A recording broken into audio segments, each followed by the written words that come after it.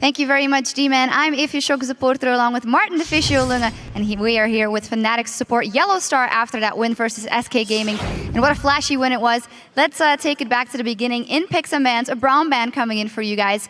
We've heard before that sometimes you guys struggled in that phase, so what was the strategy in this one specifically?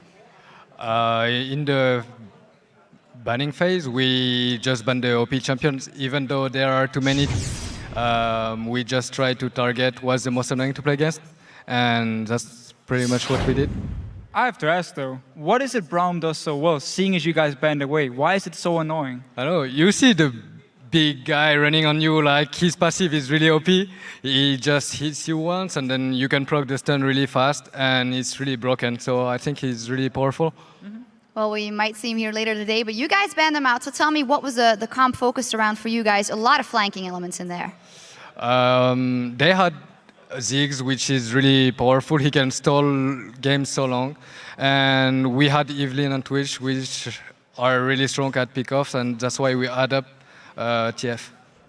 And I would actually like to know from you, because again, we see a lot of roaming now here in the early game. AD carries are actually the ones who just stands by themselves to farm, and then 4 members run around the mid lane for both teams here. For you as a support and one of the shot callers for Fnatic, of course, how is it for you to play in this current meta, and what do you actually think about it? Well, I did a good choice. I mean, I'm not AD anymore, so I have more impact on the game. Yeah.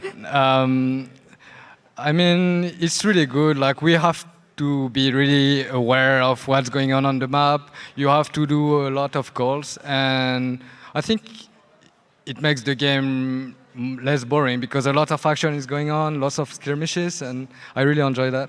Yeah, and in this game again, you were roaming a lot, and a central element for you guys in the early game were the trinkets, 4 red ones and 1 blue one. Tell me about the strategy to kind of choke SK out of their own objectives in that early game. Well, I think they did a mistake since you normally play on the other side of the map. Like, especially when we caught Aatrox and Lee Sin at the race, they shouldn't be there normally because we have more members. So pretty much they had to use 2 flash, and then we were just using that advantage with TF once he turned 6. And I think we played this game pretty well. Yeah, absolutely. The early game, very impressive. Yeah, 100%. And I actually want to talk a little bit about Reckless as an AD carry, because in this game, of course, on Twitch, he was the guy who stealthed around, and Pekka could join in here with his ulti. For you, when Reckless plays a Twitch like this here, what do you actually think of him as an AD carry? Is he the best in Europe at roaming around, or what do you think?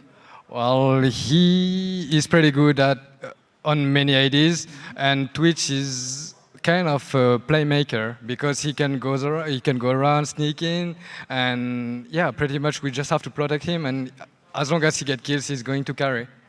Yeah, and actually you guys say that positioning is so important, he has to sneak and get around, and it was so central in team fights as well. You actually have an example of one of those team fights in the late game, where SK actually got pretty close to doing very well in those fights. We're going to pull it up on the screen and let you talk through it, because very interesting moment here.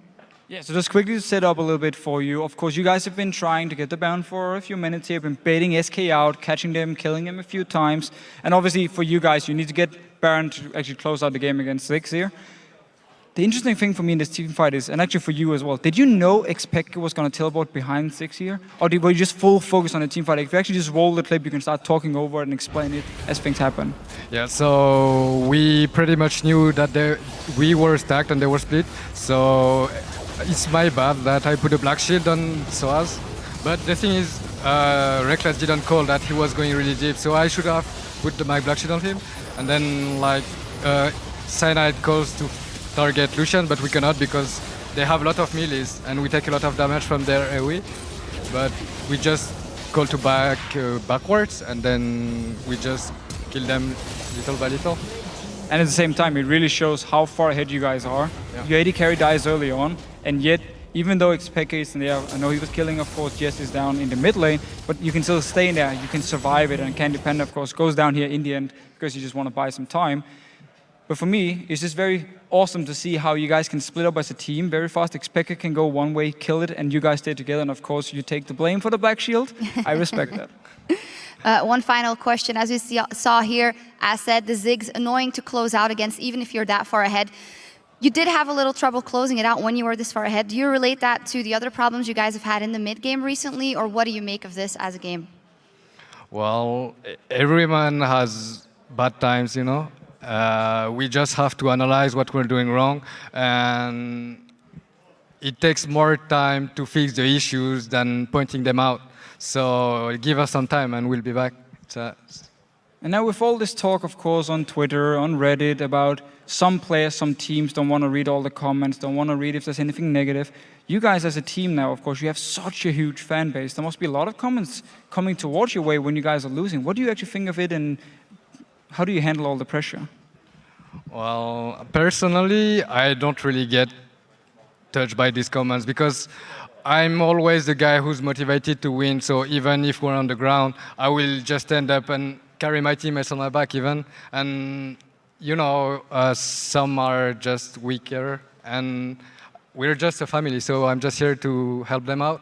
And, yeah, we try to ignore, like, if it really hurts, like, some comments really hurts, but it's fine. Like, we have our winning time and we have our bad times, so we'll be showing up on time. The best answer, of course, is a win like this versus SK Gaming. Congratulations once again, Yellow Star. We're going to take a quick break, but don't go anywhere because our day is just getting started. And as a reminder, due to the Copenhagen Wolves' forfeit against Roccat, our next match coming up will be the Super Hot Crew versus Millennium. We'll be right back.